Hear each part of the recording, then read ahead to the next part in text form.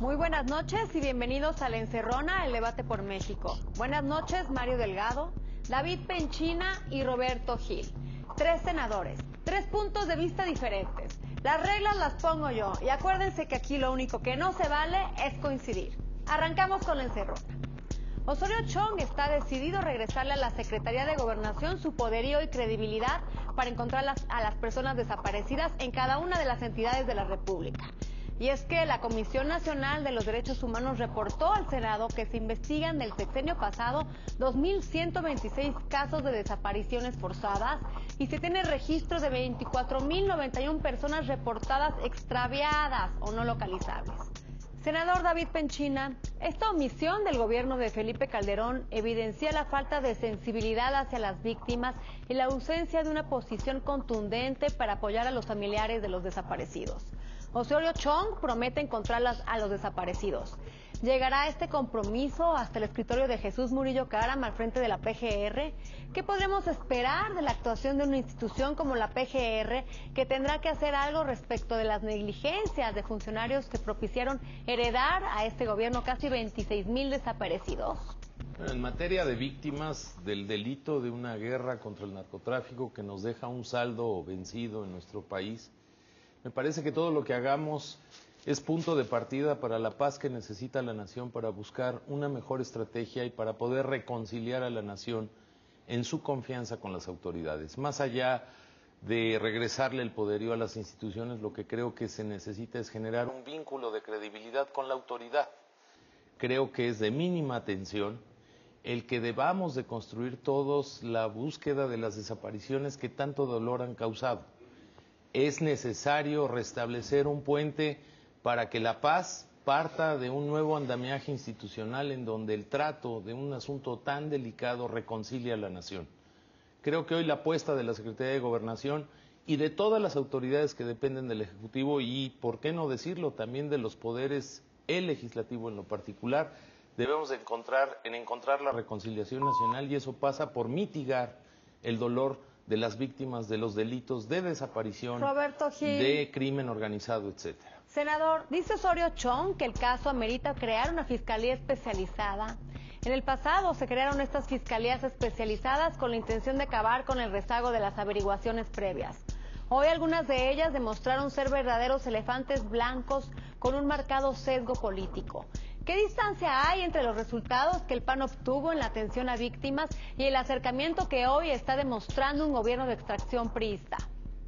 Bueno, lo importante de la atención a las víctimas es no solamente tener una estructura institucional, una ley, sino sobre todo atender la circunstancia dolorosa de cada caso en lo particular para que no se genere esta doble victimización. Es decir, que además del dolor que implica haber sido sujeto de un acto delictivo, que el tratamiento, la omisión de las autoridades agrave ese dolor. Yo creo que más allá de hablar de fiscalías, yo creo que lo que hay que hacer es cumplir los acuerdos que ya se han tomado en el ámbito del Consejo Nacional de Seguridad Pública. En los años precedentes se establecieron algunos acuerdos, no solamente para el registro de personas desaparecidas, para la apertura de averiguaciones previas en el caso de homicidios y de cada una de las denuncias que se generen a partir de la posible desaparición o el hallazgo de algún elemento o un indicio que pueda llevar a presumir la existencia de un delito de desaparición o de homicidio. Es decir, hay una serie de acuerdos ya en el Consejo Nacional de Seguridad Pública que involucraban a todos, que involucraban a los gobernadores, que involucraban a la autoridad federal, que involucraban al Poder Judicial. Yo creo que tenemos que seguir insistiendo en estos temas.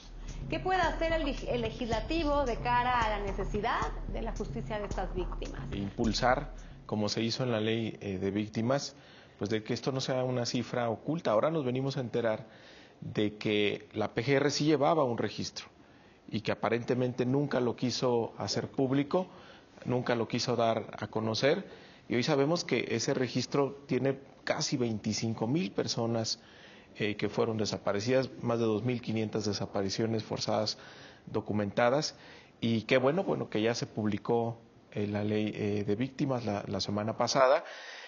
Hay señalamientos de distintos sectores, que hay cosas que se tienen que perfeccionar. Yo enfatizaría en que la parte económica, para poder hacer efectivamente la reparación del daño en lo que respecta a la parte económica, es algo que se tiene que trabajar. Se prevé que haya una partida presupuestal, pero también se prevé que esos recursos salgan de lo que se le quita a la delincuencia organizada. Senadores, este programa no habrá contrarréplica, por lo que tienen tiempo libre para debatir sus ideas. No solamente hay un registro de casos de desapariciones, sino también se acordó en el seno de la Conferencia de Procuradores crear la base de datos de ADN, por ejemplo, y de otro tipo de indicios sobre la identidad de personas. En el ámbito también como decía hace un momento, del Consejo Nacional de Seguridad Pública, se establecieron protocolos para poder compartir información entre distintas entidades federativas y la Federación. Ya se había avanzado de manera clara y contundente en acciones de coordinación en todos los ámbitos de gobierno para poder encontrar a las personas que desafortunadamente están desaparecidas. Yo creo que lo que hay que hacer es reconocer que ya hay unos pasos en esa dirección, que es necesario insistir en ellos, es que es necesario fortalecerlos, y ahora en el marco de una ley de víctimas, fortalecer la capacidad institucional de no solamente la Federación, sino de los estados, para contribuir a esta problemática, porque también hay responsabilidad de los estados en ese tema. Sí, yo creo que hay muchos retos por delante. Lo que creo que debemos de partir todos es que hay un dolor y hay un desasosiego, en donde hay un desencuentro entre la autoridad y el dolor que ha causado una lucha contra el crimen organizado que no ha generado, digamos, los dividendos que la sociedad ha esperado. Por un lado tenemos la ley de víctimas, por un lado tenemos el caso de las desapariciones. Yo acotaría el tema de las desapariciones porque cifras van y cifras vienen. No necesariamente todos los desaparecidos provienen de actividades que tengan que ver con crimen o delincuencia organizada. Sí, hay otros fenómenos, el trata de personas, venta de menores. Pero lo que necesitamos, y ese es el punto que yo quiero centrar, es que todos debemos de canalizar un mismo esfuerzo para volverle a devolver a la institución del Estado mexicano, le hace la Secretaría de Gobernación, Procuraduría, el Estado mexicano a través de su gobierno, la confianza y el vínculo de atención a un efecto verdaderamente doloroso para la sociedad mexicana que nos ha hecho dividirnos. Creo que ese es el gran cambio. Ahora las víctimas sí existen. Ahora ya hay una ley de atención a víctimas y además que va a derivar en varios mecanismos para la atención efectiva de las víctimas. Trabajo, y yo creo que en el anterior sexenio, mucho trabajo. En el anterior sexenio, senador, no existían las víctimas. Nunca se quisieron reconocer por estar defendiendo el tema de la guerra contra el narco, guerra contra el narco. Es exagerado y bueno, por dos razones. Pudieron haber publicado la ley de víctimas Calderón y no lo hizo. La construcción de la ley empezó en la administración anterior. Se negoció en la administración anterior. Fue iniciativa del Ejecutivo Federal. ¿Y la dejó en el cajón guardada? No solamente eso. Por un acuerdo administrativo se creó la Procuraduría Social de Defensa de las Víctimas del Delito. No solamente eso, hay acuerdos concretos en el seno del Consejo Nacional de Seguridad Pública en esta dirección. Yo creo que tampoco es justo. No es ni claro ni oscuro, pero a ver, lo que sí coincidiríamos es que no está completo el tema institucional para atender un fenómeno. Y el solo hecho de publicar la ley no resuelve la problemática de las víctimas. Claro. Se tienen que tratar muy pronto. No evadamos la responsabilidad del Congreso de haber solucionado en su momento las observaciones que en plenitud de facultades hizo el Ejecutivo. La Suprema Corte de Justicia de la Nación nuevamente se debate por un asunto medular en la impartición de justicia contra el principal flagelo de este país, el secuestro. 2 instancias, un presidente y 23 firmas de juristas, defensores de derechos humanos y periodistas lanzaron una petición a la Suprema Corte para poner fin a la grave injusticia a la que ha sido sometida la francesa Florence Cassés, condenada a 60 años de prisión por secuestro. ¿Cómo ve el PAN la situación jurídica de Florence Cassés? Roberto, eres un buen abogado. ¿Cuáles son las inconsistencias? ¿Hay posibilidad de reposición del procedimiento? Bueno, el caso es verdaderamente difícil en sus extremos por varias razones. La primera es porque al parecer no hay duda sobre la culpabilidad de Florence Cassés. No hay duda de su participación. Las propias víctimas del secuestro han reconocido la voz, han reconocido su participación. Y aquí el tema de fondo es si la violación a un aspecto de carácter procedimental en un Estado de Derecho puede llevar a la nulidad de todo el proceso penal y de las pruebas obtenidas a partir de una detención en la cual no se le otorgaron sus derechos consulares al ser una extranjera que realizaba una actividad delictiva en nuestro país. Y esto llevará, como ya se ha dicho, a que se nulifique todo el proceso y eventualmente el tribunal colegiado tenga que absolver a Florence Cassés. Creo que es uno de esos casos que implican una enorme tensión entre la justicia formal y la justicia material. En efecto, un Estado de Derecho se basa en un conjunto de reglas, de procedimientos, de formalidades que son esenciales para que la justicia se aplique correctamente, pero también por el otro lado está la exigencia, la expectativa de quienes han sido víctimas de un delito de que se castigue al autor. Creo que en este caso estamos viviendo esa tensión entre justicia formal y justicia material. Senador David Penchina, en marzo de 2012 el PRI llamaba a fincar responsabilidades legales a las autoridades que propiciaran el escándalo del caso Florence Cassés. ¿Cuál es la postura del PRI ante una liberación de Florence Cassés? Bueno, yo lo que diría es no adelantemos. El día 23 de enero se presentará el proyecto de Olga Sánchez Cordero sobre el caso de Florence Cassés, que podrá dejarla en libertad. Ese es un supuesto, que podrá ratificar su culpabilidad y desechar el amparo, o que podrá presentar un proyecto que no guarde la mayoría de los ministros de la Corte, lo cual llevaría a una nueva presentación de un proyecto en fecha posterior. Creo que hay que respetar la autonomía del Supremo Tribunal Constitucional de México en la interposición de un amparo que se tendrá que resolver. Creo que es muy lamentable que si quedara fuera Florence Cassés, una vez demostrada su participación en un delito tan grave como es el secuestro, que lastima mucho a la sociedad mexicana, tenga que ser porque no se cubrió por las autoridades los procedimientos de ley que hay que cubrir, y en eso sí exigimos plenamente que aquel que no siguió los procedimientos que se tenían que seguir, entre otras la audiencia consular, pues se les castigue como ejemplo, porque será el colmo para la justicia mexicana que una mujer que es culpable de fondo salga por una falta de cuidado en las formas de llevar el juicio, y ahí tendría una culpabilidad quien no pidió las Senador Mario formas. Delgado, como senador de la República, ¿cómo impacta en la política exterior de México el llamado del presidente francés a la liberación de su connacional? Hay una convención internacional, la Convención de Viena, desde 1963, donde establece la asistencia consular. Entonces, sin duda es un requisito que alguna autoridad omitió en este caso, y que yo creo que no hay que fijar solamente la atención en eso. También hay que recordar que hubo todo un montaje para la televisión en este caso. Y pues yo me pregunto, ¿cuántos más casos habría o hay personas actualmente en la cárcel, tal vez juzgadas, que no van a tener la atención como si iba a tener el caso de Florence Cassés, porque no tienen la importancia, porque no ha intervenido otro gobierno, porque no es extranjera?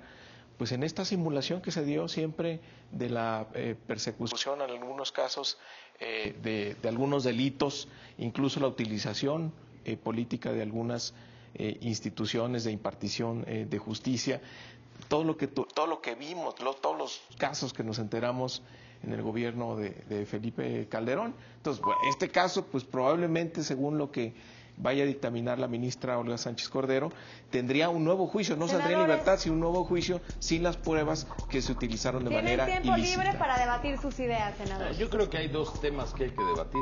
El primero es que la culpabilidad de Florence Cassés, o de la que se dice su culpabilidad, no está solo basado en un procedimiento que de suyo está cuestionado en su vicio de cómo fue llevado a juicio. Hay la declaración de las víctimas, y estamos en México y el delito se cometió. El que lo realizó en este país. Segundo, la presión diplomática vale para hacer valer los derechos contenidos en un proceso que no se cuidó. Ahí hay una responsabilidad de la autoridad que no cuidó ese proceso. Tercero, estaremos ante la disyuntiva de un proyecto de una ministra que tendrá que resolver entre la forma y el fondo. Si por la forma, en el fondo, siendo culpable Florence Cassés, sale de la cárcel, me parece que será una página triste de la aplicación de la justicia en México. Y dará pie a lo que dice Mario Delgado. Y fijará un a precedente. la revisión, fijará un precedente y fijará posición para que exploremos cuántos casos de la justicia mexicana han violado los procedimientos de forma, violando las garantías individuales de las personas. Me parece que ese es el tema a enmarcar. Pero aquí también resaltaría una cosa. Cuando se planteó el tema de la violación al derecho consular, que por cierto es una estrategia jurídica que siguió Florence Cassés ante la Corte, fundamentalmente después de que se había agotado el proceso y se le había acreditado su responsabilidad y su participación en el secuestro, en varios secuestros. De hecho, hay que recordar que ella es detenida en flagrancia, es decir, prácticamente en el inmueble. ¿En vivo o en la repetición? Yo creo que hay una cuestión también que hay que analizar, que me parece muy lamentable esa utilización. Y que no es responsable, Roberto. Esa utilización de mediática. Quien hizo ese montaje no es responsable, que deslegitima a toda la justicia mexicana. Pero déjame ponerme, estaba argumentando de la perspectiva de las víctimas. Si quieres, ahorita hablamos de la parte del tratamiento mediático, que yo creo que es profundamente lamentable por donde se quiera ver. Pero fundamentalmente se alega este vicio en el procedimiento, la violación de los derechos consulares, ya ante la Suprema Corte de Justicia, cuando se pierden las instancias de la jurisdicción ordinaria. Yo no he visto la misma reacción de algunos actores políticos con respecto a la exigencia de que no se violen los derechos consulares con respecto a mexicanos en Estados Unidos, por ejemplo, que en el caso Florence Cassés. Yo he visto muchos actores políticos rasgándose las vestiduras por el caso Florence Cassés y que guardan silencio cuando un mexicano es acusado de algún delito y se le violan todos y cada uno de sus derechos consulares. Me parece que aquí hay un doble rasero.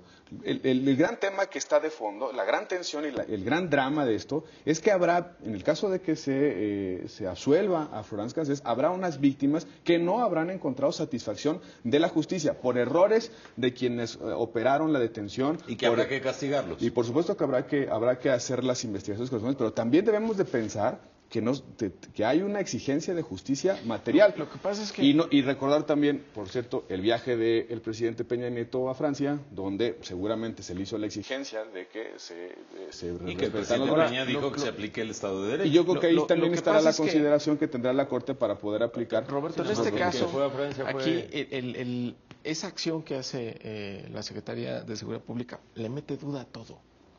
Es decir, ¿hasta dónde? ¿Qué tal si es un montaje también las pruebas? ¿Sí? Ahí mete la duda y ahí es el problema. No, Mario, yo creo que en eso... ¿no? Sí, yo he escuchado... ¿Hasta dónde es? Yo he escuchado de manera directa a las víctimas de esos secuestros. ¿Hasta dónde es esta duda? Mete la duda. Pero la que no me puedo olvidar es la acusación y la ratificación de esa acusación de las víctimas de esos secuestros. Sí, no, que identifican la voz, la imagen y la figura de Florence Cassés, y eso es un asunto que los mexicanos sí tenemos que defender.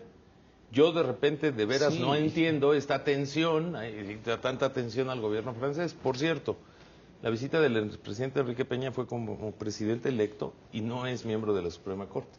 Es el presidente de la República, y de lo que estamos hablando es de la resolución del proyecto de Olga Sánchez Cordera, ministra de la Corte, que presentará el día 23, que por cierto, y que con sumo interés habrá que ver qué que no implica la inmediata liberación de Florencia. Comercial, y ustedes no se vayan, porque a nuestro regreso veremos cuál es la opinión en torno a estas cifras alarmantes que han aumentado en México sobre el suicidio en jóvenes.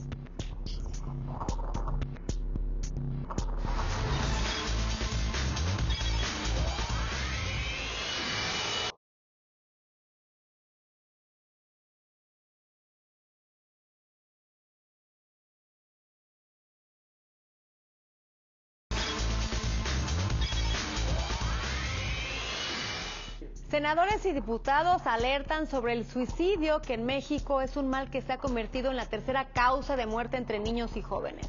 Senador David Penchina, ¿por qué va en aumento este fenómeno del suicidio, senador? Bueno, yo creo que hay varias alternativas que hay que estudiar, de algo que debe de ser muy, muy preocupante. Tiene una dimensión desde el ángulo de la desigualdad, la pobreza, la migración campo-ciudad, la profunda violencia familiar en zonas urbanas que estamos viviendo. Tiene una expresión educativa en la falta de valores que hemos perdido en los procesos educativos de nuestros menores, tanto de la familia como de la propia nación, en donde si tú revisas la estadística de matrimonios en activo, es decir, aquellos que no se han divorciado, pues cada día son los menos. Y tiene que ver también con un trasfondo cultural de lo que ven nuestros hijos y los jóvenes todos los días en la radio y la televisión, de una sociedad que realmente se ha hecho muy bélica, de series de televisión, de acontecimientos, de prototipos aspiracionales en el espectro educativo que entra por la vista o que vemos todos los días en los pósteres de una sociedad contemporánea verdaderamente violenta. Yo no tengo la respuesta de cuál es la causa y la razón de por qué se ha incrementado este fenómeno. Creo que es Roberto multidimensional. Gil, senador, los senadores de Acción Nacional están convencidos del grave problema de salud pública que se está generando por los suicidios entre los jóvenes, que urgieron al presidente para que a través de las Secretarías de Salud, Educación y del DIF se implementaran políticas públicas para prevenir y erradicar el fenómeno. ¿Qué se debe hacer de manera urgente para disminuir este problema? Yo creo que hay que tomar muy en serio, y es nuestra posición, este fenómeno social.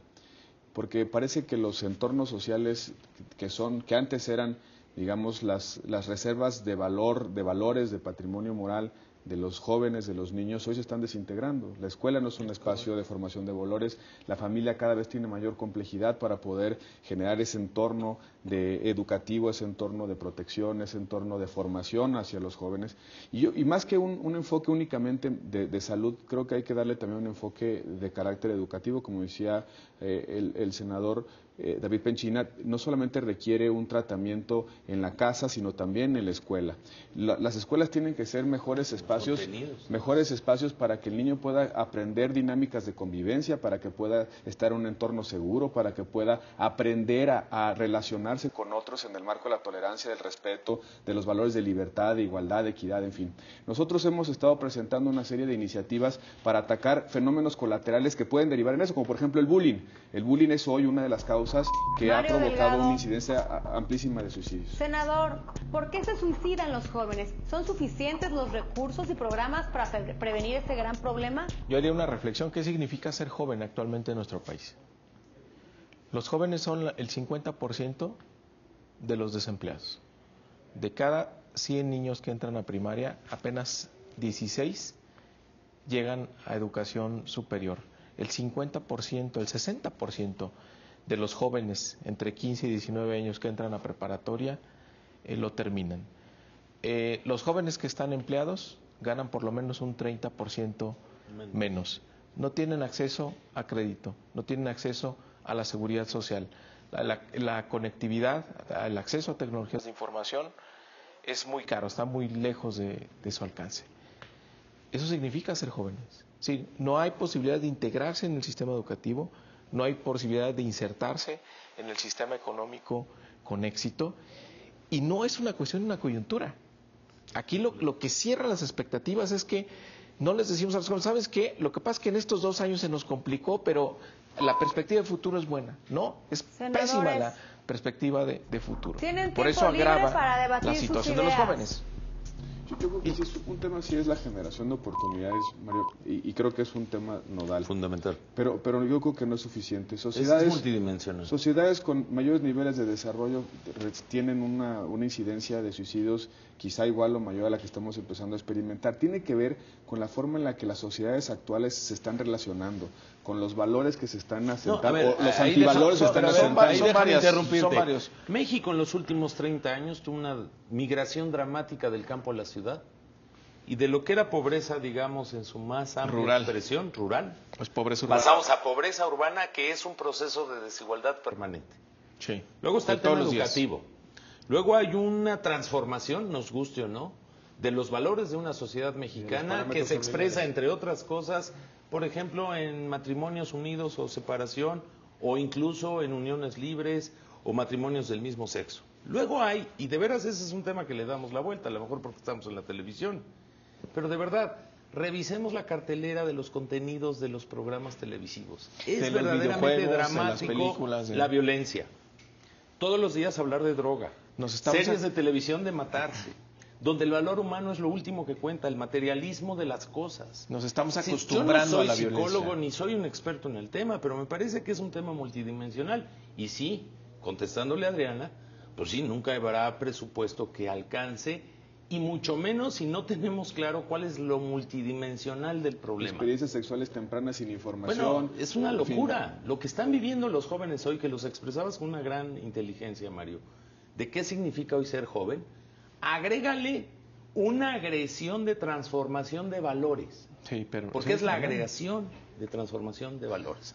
¿Qué está dando por resultado? Pues sí, incremento de suicidios. Ahora hay que pensar en rediseñar el modelo educativo, en abrir oportunidades, en dejarlos de hacer a ellos un discurso y ponerlos en el centro del Sí. eje de la política pública Sí, y sobre todo tomarlos en cuenta. ¿Qué significa tomarlos en cuenta? Significa muchas cosas. Sí. Asumirlos como Ahora, sujeto de derecho. ¿qué hacer para cambiar esta dinámica? Bueno, creo que tenemos que ir desde la primaria, sobre todo atacar el tema de que nos vayamos a acostumbrar a la violencia. Hay que hacernos una pregunta. Hay que hacernos una pregunta. ¿Cuál va a ser el impacto de esta ola de violencia que tuvimos en esta generación de niños? Y hay que Brutal, ponernos actual. brutal. Por eso es parte de lo que estamos proponiendo en la Perdóname, ley hay que para reeducar mejorar a la los convivencia padres también. escolar. Bueno, sí, Hay los que padres, sí, hay reeducar mucha a los violencia padres. intrafamiliar, Claro. pero también la explicas allá afuera por el entorno de Bueno, además, violencia el consumo y de por la droga. desigualdad A ver, económica. El consumo de la droga. También. Perdóname, pero no solo Por eso, el pero acto va a de decir la gente que nos está consumirlo, viendo, ¿no? bueno, ¿y ahora qué? Pero entonces- o sea, sí hay posibilidad de enfrentar el de que hay que fenómeno de la entrarle y violencia, hay que meterle sí hay la más. posibilidad de cambiar las expectativas de los jóvenes. Yo creo que es nuestra tarea más Pero, bueno, importante, déjame- porque este es un país de jóvenes. déjame plantear- Hay 30 millones, Roberto, entre 15 y 29 años de edad. Déjame plantearte, escuchar a los déjame sociólogos. plantearte el problema desde otra perspectiva. Muchos sociólogos, psicólogos también plantean que el problema de violencia que tenemos está causado por unos procesos crónicos de desintegración de ciertos valores. Es decir, que a lo mejor la violencia no es consecuencia, sino es causa. En fin. Velo por ejemplo, No le vayas a velo decir por a ejemplo, Calderón eso, por favor. velo por ejemplo en el caso de las escuelas. El crecimiento del tema del bullying es exponencial. Hay niños que por Bueno, el pero acoso qué bueno en que la lo dices escuela, tú, Roberto. el acoso que porque sufren en la la escuela autoridad educativa termina en una la depresión. administración pasada ignoraba completamente el bullying. Igual en el DF, compañero. No, Donde está la no, mayor señor, yo inci- fui secretario de Educación y donde yo fui está- responsable donde de está eso. la mayor incidencia en Pero el a ver, del vamos a bullying ver. en el No, Instituto no, Nacional perdona, de eso es una Estadísticas. mentira. Es una mentira. Según las Estadísticas no hay. estadísticas presentadas por estas Estadísticas no hay, organizaciones. eso es una mentira. Pero por supuesto que es El una tema más es No es un incidencia. problema de una ciudad, no es un problema político. Es un problema- del es un país problema que está social, viviendo, es un problema que social. estamos ignorando. Pero es un problema la violencia social. que generó el gobierno panista. ¿Cuál va a ser el impacto en los Fíjate, jóvenes? Eso es lo que hay que Ve el ponernos cariz a político revisar. que le estás dando. No, es no decir, es político. el problema ¿Cuál es el impacto en los el niños? problema de la Agregado violencia en a las todo lo que ha escuelas dicho tiene que Penchina. ver con el crimen organizado. Por favor, No, ya claro sálganse de que ese no, eso discurso, no. hombre. Senadores. Nadie ha dicho eso. Si vemos para adelante. Senadores, se nos Claro que acabó no. el tiempo Tú lo acabas de decir. y nos vemos próximo martes a las 11:30 de la noche aquí en La Encerrona, el único programa de la televisión en donde lo único que no se vale es coincidir. Buenas noches.